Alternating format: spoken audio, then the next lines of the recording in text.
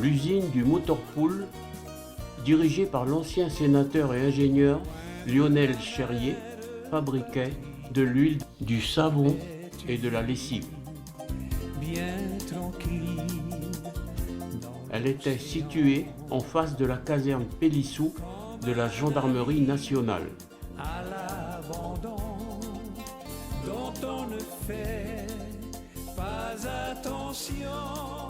Son ingrédient de base était le copra, qui était importé des îles Loyauté. Les sacs de copra étaient transportés par des camions du quai ferry de Nouméa à l'usine du Motorpool. Ils étaient entreposés dans un dock à l'abri de l'humidité. À cette époque, on travaillait pieds nus ou avec des tongs, appelées claquettes japonaises à l'époque. Mais tout de même, certains portaient des chaussures fermées. Le copra était déversé manuellement dans le broyeur. Le broyat ainsi obtenu était récupéré dans une trémie qui le déversait sur une vis sans fin.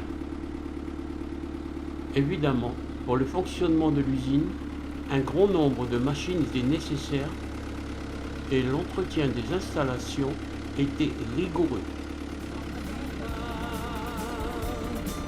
Charmeur comme une symphonie, pays que l'on n'oublie pas, Nouvelle-Calédonie.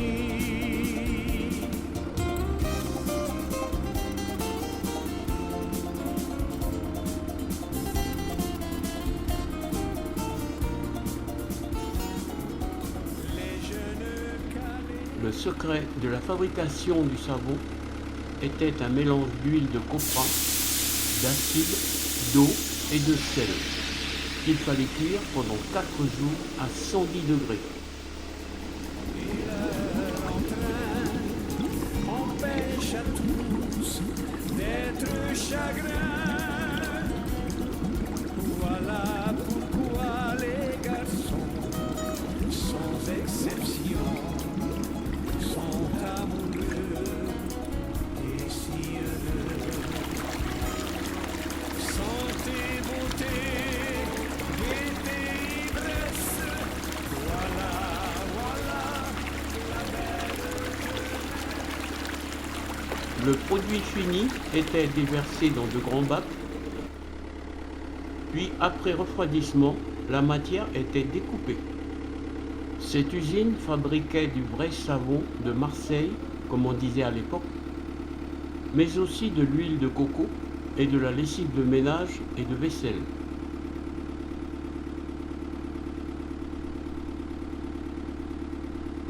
N'étant plus rentable face à la concurrence des grands industriels, l'usine a fermé ses portes. Cette fermeture définitive a été dramatique pour le personnel. Que l'on n'oublie pas, Nouvelle-Calédonie.